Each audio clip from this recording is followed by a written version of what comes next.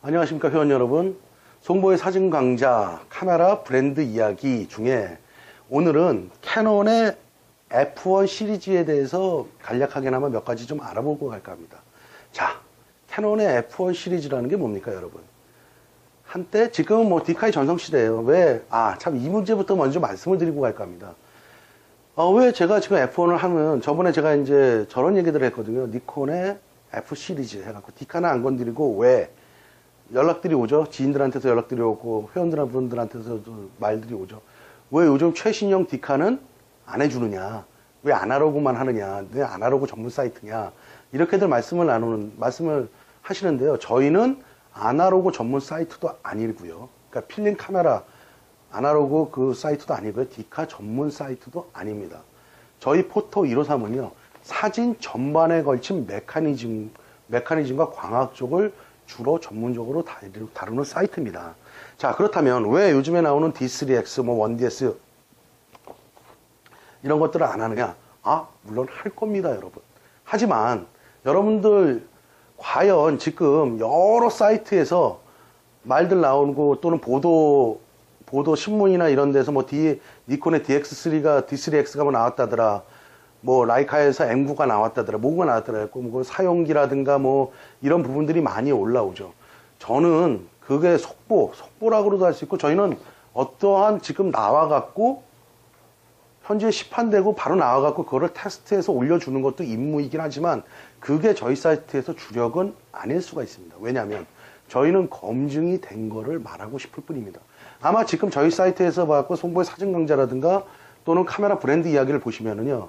전반적으로 어떠한 기종을 하나씩 딱딱 빼갖고 하는 얘기들이 아니라 사진 디카가 됐건 아날로그가 됐건 공통적으로 할 수 있는 사진 전반적인 거를 어우르고 있다고 느끼실 거예요.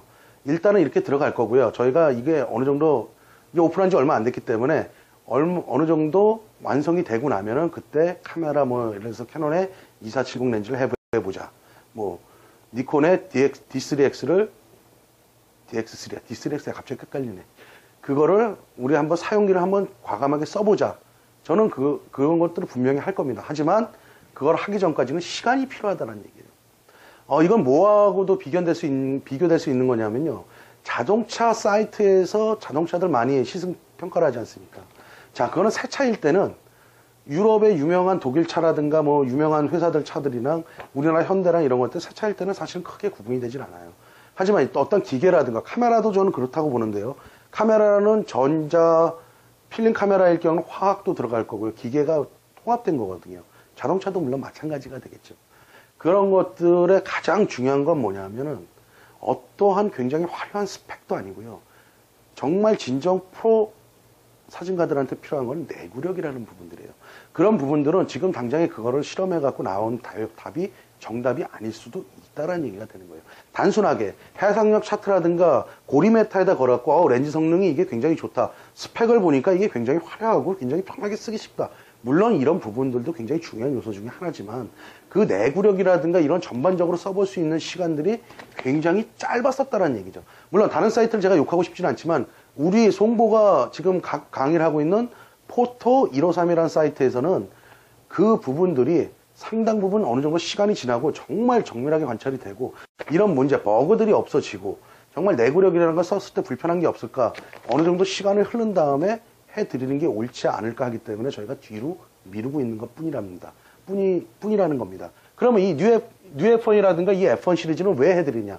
이건 이미 생산이 종결됐고 한 시대를 풍미했었고 캐논의 F1이라는 카메라는 어떤 카메라느냐? 이건 F1이라는 버전이 F1, 그 다음에 F1 New, 그 다음에 다시 New F1 이렇게 3세대를 거친다는 얘기죠, 카메라가. 그래갖고 니콘 고치는 뭐 F1, F2, F2, F3, F4, F5 이렇게까지 버전업을 충실하게 가진 않고 F1, F1N, 그 다음에 New F1 이렇게 이제 캐논은 모델명을 쓰는 게 좀 다른데요. 이게 사실 어떤 면에서는 제가 조금 불만인 경우도 사실은 있어요. 그런데 New F3라든가 이런 뭐 F2라든가 또는 캐논의 F1 시리즈든가 펜탁스 LS 카메라라든가 이런 것들을 왜 브랜드 이야기를 하면서 해주냐면 이런 카메라들은 각각의 그 캐논이면 캐논, 니콘이면 니콘 각각의 회사에서 카메라의 역사에서 한 획을 그었던 카메라라는 얘기예요. 그렇다면 지금 하려고 그러는 캐논 F1 시리즈가 지금의 디카하고 어떤 연관성을 갖느냐? 연관성이 전혀 없을 거라고 생각을 하십니까? 여러분, 캐논 F1 이런 카메라들 또는 이런 철학이 들어있지 않은 카메라들, 이런 내구력이 없는 카메라들이 없었더라면 여러분들이 현재 쓰고 있는 1D S2, 뭐 EOS5 이런 카메라들이 만들어지지 않았다라는 얘기입니다. 여러분들 하나 주의하고 정말 이해하고 가셔야 될 게 하나 있어요. 아날로그 카메라하고 디지털 카메라하고의 차이는요, 근본적인 차이 하나밖에 없습니다. 뭘까요?